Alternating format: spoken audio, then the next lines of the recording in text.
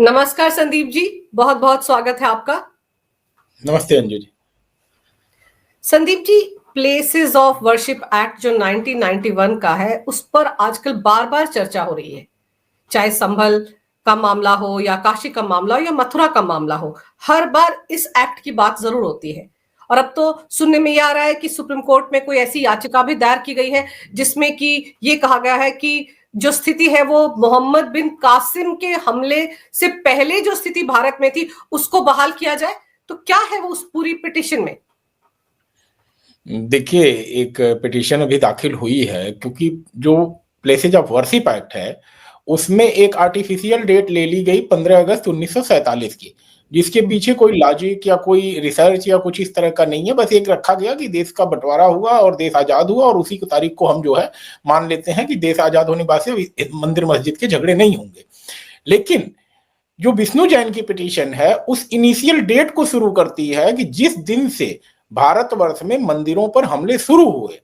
तो मोहम्मद बिन कासिम जो पहला व्यक्ति था जो भारत में आया और लूट खसोट उसने मचाई और मंदिरों को तहस नहस किया, क्योंकि हमारे मंदिरों में आपको भी पता है सोने चांदी जवाहरात जड़े हुए होते थे, तो ये सारे तो थे लुटेरे, लूटने आए थे भारत को। फिर बाद में उन लोगों ने यहाँ पे शासन करने शुरू कर दिया। तो असली तारीख जो थी कि वहां से शुरू किया जाए, बल्कि न कि इस 15 अगस्त 1947 की जो आर्टिफिशियल तारीख है। क्योंकि अगर हम बात कर रहे हैं आजादी की, तो आजादी तो हमें ट्रू सेंस में तब मिली जब हम सभी भारतीयों को अपना मूल स्वरूप मिला। क्योंकि पहले तो मुगलों ने आक्रमण किया, फिर अंग्रेजों ने आक्रमण किया और फिर ये चलता रहा लगातार जो है। तो आजादी अगर हम मान रहे हैं तो 15 अगस्त 1947 वाली आजादी नहीं, बल्कि हमें आजादी वो माननी है मोहम्मद बिन कासिम के पहले भारत जो था उस स्थिति में जो हमारे मंदिर हैं उनको स्थापित किया जाए। और बात जो आपने कहा कि प्लेसेज ऑफ वर्शिप एक्ट को, तो प्लेसेज ऑफ वर्शिप एक्ट एक ऐसा कानून बनाया गया कांग्रेस सरकार के द्वारा। और सपोज करिए उस समय की जो तारीख है 1991 का एक एक्ट है और आज 6 दिसंबर है शायद तारीख, हमें अगर गलत नहीं हूं। तो बाबरी ढांचा भी विध्वंस नहीं हुआ था उस समय, उसके बल्कि 1 साल बाद विध्वंस का हुआ था। तो ऐसी कोई परिस्थिति भी नहीं थी। लेकिन जो एक मंदिर का आंदोलन चल रहा था पूरे भारत भर में और लोगों के जनमानस के अंदर एक चेतना जग रही थी कि हमें अपने मंदिरों की अधिकारों की मांग करनी चाहिए, जो कि आक्रांताओं ने ढहा दिया था अपने शासनकाल में। तो कांग्रेस को लगा कि अगर इस तरह की डिमांड भारत के हर कोने में अगर शुरू हो जाएगी तो एक नव पुनर्जागरण काल शुरू हो जाएगा और ऐसी स्थिति को किसी तरह रोका जाना चाहिए। हालांकि उसमें वो सफल नहीं हो पाए, क्योंकि आखिर आपने देखा कि 2014 आते आते जो है पूरे भारत के हर कोने में बैठा हुआ व्यक्ति जागृत हुआ और फिर आज सिचुएशन आप देख रही हैं। तो प्लेसेज ऑफ वर्शिप एक्ट को अगर मैं थोड़ा सा डिफाइन करूं और रिलेट करूं कि आज जो घटनाएं हो रही हैं चारों तरफ, तो आप देखेंगे कि अयोध्या के मामले से कहा गया कि प्लेसेज ऑफ वर्शिप एक्ट में एक्सेप्शन अयोध्या रहेगा, बाकी सब पे जो है लागू होता रहेगा।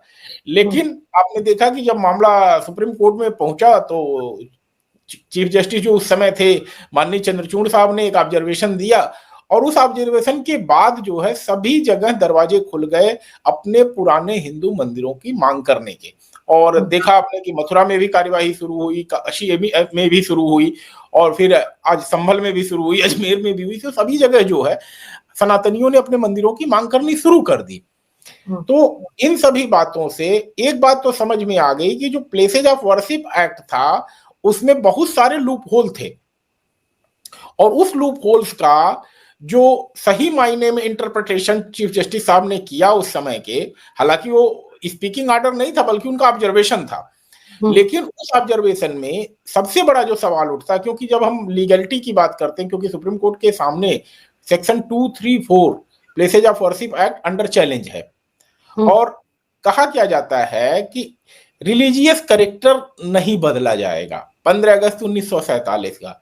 लेकिन सबसे बड़ा सवाल जो उठता है कि रिलीजियस कैरेक्टर डिस्टिंग्विश कैसे किया जाएगा, पहचाना कैसे जाएगा। तो जब तक आप पहचानेंगे नहीं, अब सपोज करिए एक ढांचा खड़ा है जिसमें पूरा का पूरा गुरुद्वारे का ढांचा दिख रहा है, तो कोई डाउट नहीं, हर कोई कहेगा गुरुद्वारा है। अगर कोई मंदिर है उसमें 100% मंदिर के लक्षण दिखाई दे रहे हैं तो कहेगा मंदिर है, उसमें कोई डिस्प्यूट ही नहीं है। लेकिन एक मस्जिद है जिसके पावे जो है मंदिरों के दिखाई दे रहे हैं। तो पहले तो डिसाइड तो होना चाहिए कि जो ढांचा खड़ा है वो मंदिर है, मस्जिद है, गुरुद्वारा है। इसको निर्धारित करने के लिए प्लेसेज ऑफ वर्शिप एक्ट में कहीं भी प्रावधान नहीं है। और इसलिए आप देख रहे हैं जहां कहीं भी किसी भी राइट की बात हो रही तो अदालतें सबसे पहले सर्वे का आदेश दे रही हैं। क्योंकि अगर आप किसी मंदिर में जाने का अधिकार मांगेंगे, यदि किसी गुरुद्वारे में जाने के अधिकार को मांगेंगे, तो पहले तो अदालत कहेगी ना कि पहले ये तो स्थापित कर दो कि जिस बिल्डिंग में, जिस धार्मिक भवन में आप जाने की मांग कर रहे हो, वह भवन वह है तो सही। एक सिंपल किसी का घर हो, आप उसे गुरुद्वारा डिक्लेयर नहीं कर सकते जब तक गुरुद्वारे के गुरु के सारी रिक्वायरमेंट पूरी ना हो, एक मस्जिद की रिक्वायरमेंट पूरी ना हो। तो उन सब रिक्वायरमेंट को देखने के बाद ही ना अदालत नतीजे पे पहुंचेंगी कि अमुक धर्म को मानने वालों को इसके अंदर एंट्री दी जानी चाहिए कि नहीं दी जानी चाहिए। और इसी के नाते जो है आज आप देख रहे हैं कि अयोध्या के बाद काशी का मामला उठा, मथुरा का मामला उठा, संभल उठा, अजमेर उठा, बदायूं उठा, अब तो पता नहीं कितने मामले उठेंगे, क्योंकि जहां कहीं भी करेक्टर डाउट में है, उस चीज का डिटर्मिनेशन होना बहुत ही आवश्यक है। और जब तक वो नहीं निर्धारित होगा तब तक किसी के अधिकार की भी बात नहीं की जा सकती कि किस धर्म या किस मजहब को मानने वाले का वह ढांचा है और किसको उसका अधिकार दिया जाना चाहिए। जी, पर सर ये तो साफ है ना, ये जो प्लेसेस ऑफ वर्शिप एक्ट है उसमें भी कि सर्वे पे तो कोई रोक नहीं है ना, सर्वे तो करवाया जा सकता है। क्योंकि जब सर्वे की बात संभल को लेकर हो रही थी तब भी इतना शोर किया गया मुस्लिम समुदाय की तरफ से कि सर्वे के आदेश कैसे दे दिए गए, जज की भूमिका पर कितने सारे सवाल खड़े कर दिए गए थे समाजवादी पार्टी के नेताओं की तरफ से भी। तो सर्वे करवाने में दिक्कत क्या है, उसको लेकर तो कहीं कोई ऐसा प्रावधान इस एक्ट में नहीं है कि उस पर रोक लगाई जा सकती हो? नहीं, देखिए सिविल कोर्ट की एक प्रक्रिया होती है किसी भी मामले को डिसाइड करने की। आप किसी भी सिविल मामले को लेकर के जाइए, आप घरेलू झगड़े को भी लेके जाएंगे तो एक लोकल कमिश्नर जाएगा जो उस चीज को देखेगा कि वस्तु स्थिति प्रॉपर्टी की क्या है।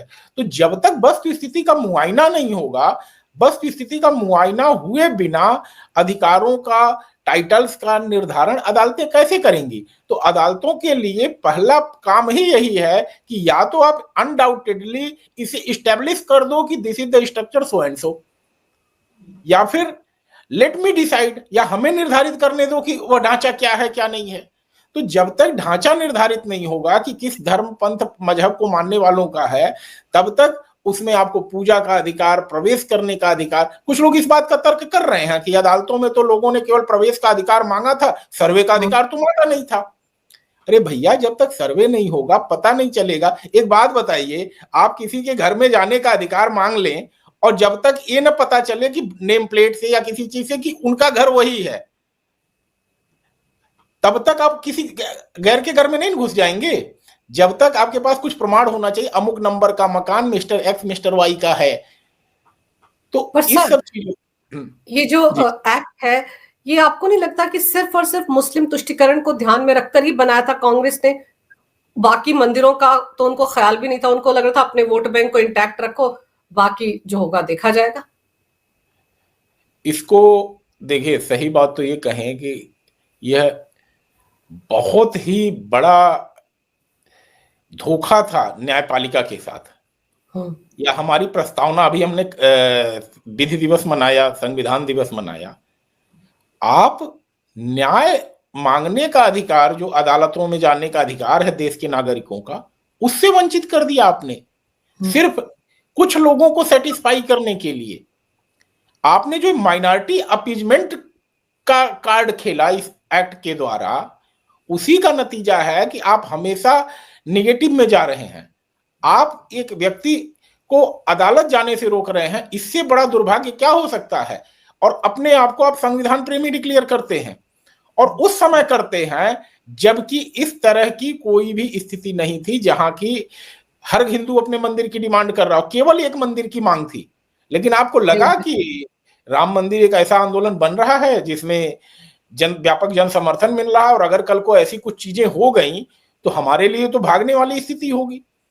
लेकिन यह स्थिति अंतिम में आई ही। आज देखिए, सब जगह से खत्म हो रहे हैं, उनके राष्ट्रीय नेता मजाक का पात्र बन रहे हैं, और अभी 55 वर्ष में युवा है बिल्कुल डिक्लेयर जो है। क्योंकि संभल के मामले में भी कोर्ट के द्वारा ये कहा गया कि अगर प्लेसेस ऑफ वर्शिप एक्ट का मामला है, तो वो तो अभी उसकी सुनवाई चल रही है, उसके साथ इसको जोड़कर देख लिया जाएगा। लेकिन आपको क्या लगता है, ये जो मामला सुप्रीम कोर्ट के सामने है, इसमें सुनवाई चल रही है, तारीख पे तारीख मिल रही है, फैसले की कोई गुंजाइश निकट भविष्य में दिखती है आपको? देखिए, मुझे तो न्यायपालिका के कार्य पे किसी तरह का कमेंट नहीं करना चाहिए, लेकिन जिस तरह से दोनों ही पार्टियां, प्लेंटिफ या रेस्पोंडेंट, बिहेव कर रहे हैं, क्योंकि नवंबर 2023 में मैटर सुप्रीम कोर्ट में गया था, उस समय केंद्र सरकार को अपना रिस्पॉन्स फाइल करना था। आज 1 साल बाद भी केंद्र सरकार का रिस्पॉन्स फाइल नहीं हुआ। अब परसों मैटर, कल मैटर लगा हुआ था, 22 नंबर आइटम रीच ही नहीं किया अदालत में। तो इस तरह से, जिस तरह से चल रहा है अदालती कार्यवाही, मुझे नहीं लग रहा है कि अभी 1.5 साल के पहले डिसाइड होने वाला है। और पक्षकार भी जुड़ते चले जा रहे हैं, इसमें नए नए पक्षकार जुड़ रहे हैं। तो जितने ही नए पक्षकार जुड़ेंगे, सभी को सर्विस होगी, सबका रिप्लाई काउंटर आएगा, तो इन सब में समय तो लगेगा ही।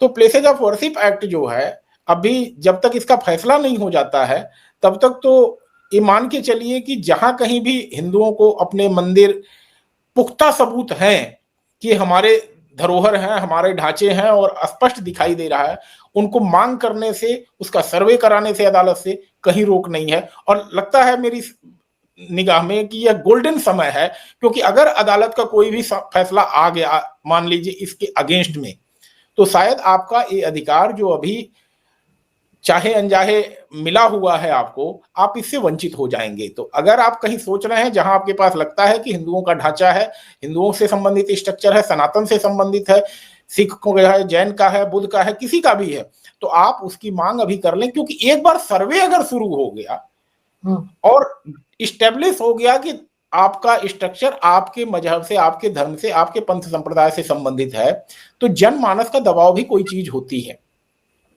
आप देखे होंगे कि काशी में जब लोगों ने देखा कि शिवलिंग को, मतलब उसको तो हम शिवलिंग ही कहेंगे अभी, हालांकि निर्धारित होना है, लेकिन किस तरह से उसे वजू खाना डिक्लेयर किया गया था, किस तरह से उसमें पैर धुले जा रहे थे। तो जो गलत चीजें आप कर रहे हैं, वो तो बंद दरवाजे से बाहर आएंगी ही अगर सर्वे होगा तो। ओवैसी की तरफ से स्टेटमेंट भी आता है कि बार बार मस्जिदों पर सवाल उठाए जा रहे हैं, हालात बहुत खराब हो गए, पीएम मोदी को बीच बचाव करना चाहिए, दोनों तरफ के लोगों को बुलाकर कोई ना कोई रास्ता निकालना चाहिए। लेकिन फिर ये बातें ओवैसी किस मुंह से कहते हैं? राम मंदिर को लेकर भी तो कहा गया था ना कि आपस में बैठकर सौहार्दपूर्ण वातावरण में डिसाइड कर लीजिए। रास्ता तो सिर्फ एक ही था कि भाई राम मंदिर पे आप मान जाते, सारी बात ही वहीं खत्म हो जाती। लेकिन उस समय तो कांग्रेस ने लोगों को बहकाया, मुस्लिम संप्रदाय के लोगों को बहकाया, और उस बहकावे में लोग आए भी, नहीं तो ये बात खत्म हो सकती थी। ऐसा नहीं है कि हम कोई कहीं किसी की जमीन हथियाने के लिए परेशान हैं। हमें सिर्फ अपने उन पौराणिक महत्व के स्थानों की मांग करनी है जिनको सदियों से पूजा गया है। इनमें से कोई ऐसे मंदिर नहीं है, जितने भी आप 4-5 अभी सुन रही हैं, कि भाई किसी ने 100 साल पहले स्थापित किया था, या 50 साल पहले स्थापित किया था, या 200 साल पहले, आदिकाल से चला आ रहा है, जिनके साक्ष्य जो है वेद में है, पुराण में है, उपनिषद में है। आप इन ग्रंथों को झुठला नहीं सकते हैं। आप राजनीतिक डिबेट में हो सकता है तो पार्टी एक्स पार्टी वाई कुछ और कहे, जो कहना हो कहे, लेकिन सच्चाई यह है कि अगर इन सब चीजों का वर्णन, आखिर कल्कि अवतार की वर्णन किया गया है कि हरिहर मंदिर में कल्कि अवतार होगा संभल में,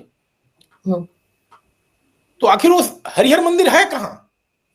लोगों को पूछना चाहिए। गलती तो हमारे हिंदू सनातन समाज की है कि अपने नेताओं से पूछता नहीं है, भाई अगर हमारे वेद में वर्णित है, उपनिषद में वर्णित है, पुराण में वर्णित है, तो वह कहां गया? उसकी खोज होनी चाहिए, उसके लिए कमीशन बनना चाहिए जो जांच करे कहां गया वो ढांचा। सर, एक तर्क ये भी दिया जाता है ओवैसी की तरफ से या मौलवियों की तरफ से कि देखिए, आरएसएस प्रमुख मोहन भागवत ने कहा था कि हर मस्जिद के अंदर आपको शिवलिंग तलाशने की जरूरत नहीं है। तो इस तर्क को कैसे देखा जाए?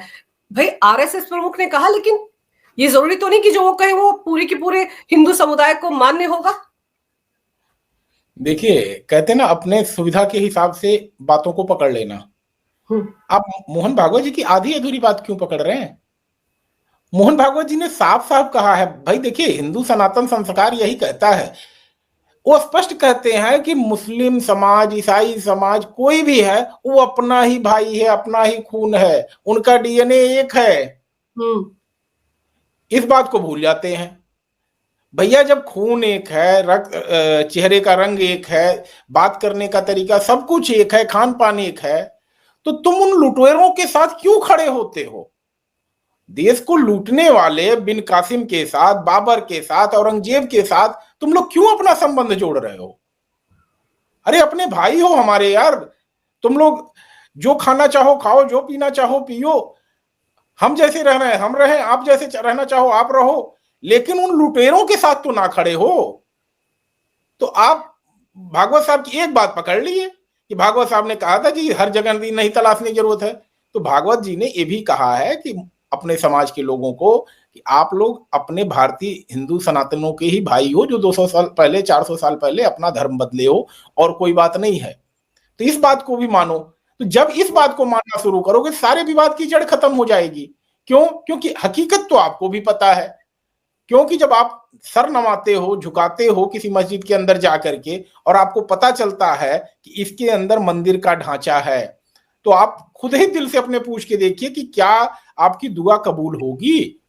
ईश्वर जो जिनकी आप उपासना करते हैं, क्यों? क्योंकि इस्लाम में ही कहा गया है कि कहीं भी ऐसी जगह पे जो विवाद की जगह हो, उस पे तो दुआ कबूल ही नहीं हो सकती। तो आप जब ऐसी जगहों पे जाके दुआ करोगे, तो कल को फिर कहोगे कि भाई हमारी दुआ नहीं कबूल हो रही है, हम गरीब हैं, हम पिछड़े हैं।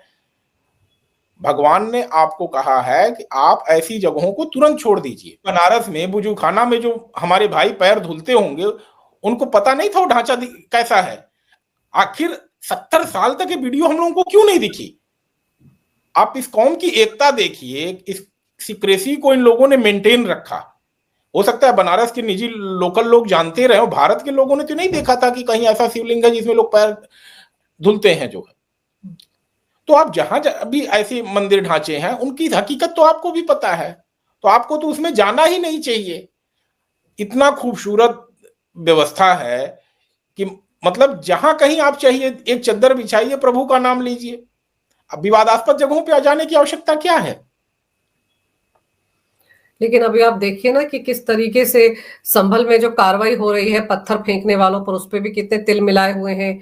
योगी सरकार जिस तरीके से उनके इर्द गिर्द शिकंजा कस रही है, उनकी तो जगह जगह तस्वीरें लग रही हैं, उनसे वसूला जाएगा जो वहां पर उन्होंने रायता फैलाया तोड़फोड़ की। लेकिन उसको लेकर भी तो कितना शोर मचाया जा रहा है। और संभल में शुक्रवार को आप देखिए वहां पर नमाज पढ़ने के लिए लोग गए, तो उनको तो अब नहीं जाना चाहिए था। जब ये सवाल या निशान लग ही गया है कि वो हरिहर मंदिर है, तब तो अपनी अंतरात्मा की आवाज सुनते हुए उनको जाना ही नहीं चाहिए था वहां पर। लेकिन होड़ मची हुई थी, बाहर के लोग भी वहां पहुंचे हुए थे नमाज पढ़ने के लिए। देखिए संभल में जो घटना घटी, उसमें एक पुलिस ऑफिसर, वरिष्ठ पुलिस ऑफिसर साफ साफ कह रहे हैं और बड़ी अच्छी तरह से गार्जियन की तरह समझा रहे हैं, नेताओं के चक्कर में अपना करियर बर्बाद मत करो, अपनी लाइफ बर्बाद मत करो। क्यों? क्योंकि पॉलिटिकल पार्टीज का 24/7 काम होता है पॉलिटिक्स करना, और हम आप जो सार्वजनिक जीवन में हैं, हम लोगों का काम होता है नेताओं के चक्कर में राजनीति में पड़ना और उसके बाद फिर अपने दिन के काम में लग जाना। लेकिन कॉन्सिक्वेंसेज आपको भुगतने पड़ते हैं। कल को एक एफआईआर हो गई तो फिर तो आपको झेलना है। जब तक मुकदमे खत्म नहीं हो जाएंगे तब तक आप पासपोर्ट नहीं बनवा सकते, विदेश नहीं जा सकते, सरकारी नौकरी नहीं पा सकते, और आज की तारीख में आप 2-3 नाम से 4 नाम से अपने आप को रिप्रेजेंट भी नहीं कर सकते, क्योंकि आधार कार्ड आ चुका है। हर चीज को लिंक कर दिया गया है। आपकी गाड़ी भी आधार कार्ड से लिंक है, फास्टैग से लिंक है, सब जगह से जुड़े हुए हैं, कहां भाग के जाएंगे? तो आप थोड़ा सा धैर्य रखें, लोगों के बहकावे में ना आए, और जो चीज भागवत जी ने कही है आधी अधूरी बात नहीं, यह मानिए कि आप हमारे भाई ही हैं, हिंदुओं के भाई हैं, और कोई भी ऐसा कार्य जिससे कि सनातनियों को ठेस पहुंचती है और जो सच्चाई आप जानते हैं, उसमें तो कम से कम आप न्याय का साथ दीजिए और सच्चाई के साथ खड़े होइए। आप बिल्कुल सही कह रहे हैं कि भाई यहाँ पर जितने भी सर मुस्लिम समुदाय के लोग हैं वो ओरिजिनल तो है नहीं, कन्वर्टेड हैं।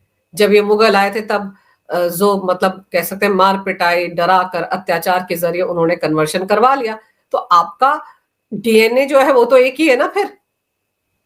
तो आप उसको तो मानिए, आप लुटेरों के साथ खड़े होने में, उनका महिमा मंडन करने में क्यों जाते हैं? औरंगजेब के लिए छाती पीटते ओवैसी। भाई औरंगजेब कौन था? आक्रांता था, लुटेरा था। लेकिन आपको बड़ा गर्व महसूस होता है उसके साथ खड़े होने में, उसका गुणगान करने में, उसकी मजा वो कब्र पर जाकर माथा टेकने में। तो ये सब राजनीति है ना। आखिर औरंगजेब की कब्र है ही क्यों भारत में? बिल्कुल। आखिर इसको औरंगाबाद में। रखा ही क्यों गया है? इसीलिए तो रखा गया है कि राजनीति होती रहे, देश के लोगों को, खासकर मुस्लिम समाज को इस तरह से भड़काया जा सके कि वो अपनी आर्थिक स्थिति कभी सुधार ना पाए। मैं इस चीज को बड़े दावे के साथ कह रहा हूं कि कांग्रेस का हमेशा से ये रहा कि कभी भी मुस्लिम समाज अपने पैरों पे ना खड़ा हो पाए, और उसको ऐसी अफीम देते रहो जिससे उसे हमेशा देश में असुरक्षा की भावना लगे और वो भीड़ द्वारा गवर्न हो। देखिए होता क्या है, ये दो चीजों का मैं कैलकुलेशन कर रहा हूं। सनातनी में क्या है, आज की तारीख में आप मंदिर जाते हैं नहीं जाते हैं तो भी आप हिंदू हैं, आप गुरुद्वारे जाते हैं नहीं जाते हैं तब भी सिख हैं, जैन मंदिर में जाते हैं नहीं जानते तब भी जैनी आपको माना जाएगा। लेकिन अगर आप जुमे की नमाज में नहीं जा रहे हैं, आप रोजे नहीं रख रहे हैं, आप जकात नहीं दे रहे हैं, तो आपको एक संस्था के लोग डिक्लेयर कर देंगे कि ये तो कम्युनिटी से बाहर हो गया जी। फिर उनके लगे शादी, मैरिज और बाकी रिलेशनशिप के लिए समाज में एक तरह से बायकॉट कर दिया जाता है। और बायकॉट क्यों किया जाता है कि एक वो ग्रुप बन चुका है, वो प्रेशर ग्रुप बन चुका है जो कि पॉलिटिकल पार्टीज के द्वारा गवर्न किया जाता है, डायरेक्टली इनडायरेक्टली। क्यों? क्योंकि वहां से एक फतवा जारी होगा और फिर सारे के सारे वोट जो है एक तरफ गवर्न होंगे। मैं तो कह रहा हूं, आप जितने, मैंने सनातनियों का लिया कि क्या कोई ब्राह्मण आज खड़ा होकर कह सकता है कि अगर आप पूजा नहीं करोगे तो हम आपको धर्म से बाहर कर देंगे? अरे तुम्हारी कोई औकात ही नहीं है भाई, तुम कौन होते हो? हम मंदिर जाएं चाहे ना जाएं, वही काम सिख करता। आज के देखिए 5 सिखों के लक्षण हैं, कितने सिख बच्चे हमारे पांचों चीजों को फॉलो कर रहे हैं, कुछ करते हैं कुछ नहीं करते हैं, दोनों के लिए गुरुद्वारे के दरवाजे खुले हुए हैं। आप बताइए। तो ऐसी स्थिति में जहां पर धर्म एक अफीम की तरह काम करने लगता है या कहें प्रेशर ग्रुप की तरह काम करने लगता है, वहां पर पॉलिटिकल पार्टीज का काम आसान हो जाता है, पर उन्हें एक संदीप जी, वोट मिल रहा है इसलिए। जी। पर संदीप जी ये समझाइए कि ये जो प्लेसेस ऑफ वर्शिप एक्ट है, क्या ये इतना उलझा हुआ है या ये इतना मुश्किल भरा है इसका फैसला सुनाना? अगर इधर सुनाया तो वो नाराज हो जाएंगे, इस पक्ष में सुनाया तो वो नाराज हो जाएंगे। क्या इसको लेकर हम ये सोचें कि न्यायपालिका भी कहीं ना कहीं इसको टालने में लगी हुई है, या उनको लग रहा है कि जितना टाला जा सके उतना फायदेमंद रहेगा, वरना इसको लेकर बवाल भी हो सकता है? क्या ऐसी वजह है कि आप कह रहे हैं कि काफी दिन से सुनवाई की बात हो रही है लेकिन अभी तक ना केंद्र का जवाब आया ना बात आगे बढ़ी? देखिए न्यायपालिका के लिए क्या है कि जब दोनों पक्षकार आगे बढ़ करके अपनी इगरनेस दिखाते हैं कि हमें मामले को तेजी से बढ़ाना है, तभी अदालत भी आगे बढ़ती है।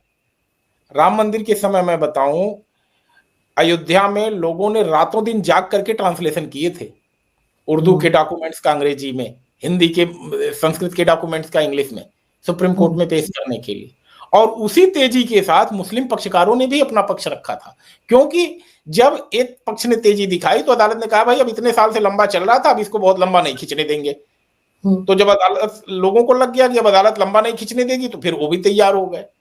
तो अगर प्लेसेज ऑफ वर्शिप एक्ट पे दोनों पक्षकार में से कोई तेजी नहीं दिखाएगा और दोनों पक्षकार चाहते हैं मामला उलझा रहे, मैं साफ कह रहा हूं, क्योंकि जितना ही उलझा रहेगा उतना ही राजनीति करने का मौका मिलेगा। जैसे ही ये मामला डिसाइड हो जाएगा, ब्लैक एंड व्हाइट में, इधर साइड और अदर साइड, कहीं न कहीं मामला जो है डिसाइड हो जाएगा। या तो सर्वे के मामले सारे रुक जाएंगे या फिर सर्वे करने की पूरी छूट मिल जाएगी। सर्वे करने की छूट मिल जाएगी तो दूसरा पक्ष हताश होकर बैठ जाएगा चुपचाप, क्योंकि उसके पास कोई और चारा नहीं होगा, क्योंकि सुप्रीम कोर्ट की मुहर लग गई। और अगर सर्वे रोक दिया गया तो भी वही स्थिति होगी। तो इन सभी स्थिति में मुझे लगता है कि पॉलिटिकल पार्टी जिसको थोड़ा सा खींचना चाह रही हैं, और अदालत तभी तेजी दिखा पाएगी जब पॉलिटिकल पार्टीज या जो इसके पक्षकार हैं सभी आगे बढ़ करके इस प्लेसेज ऑफ वर्शिप एक्ट को डिसाइड करवाना चाहेंगे, क्योंकि हर 15 दिन पे एक नई पार्टी उसमें जुड़ेगी और फिर वो अपना समय मांगेंगे।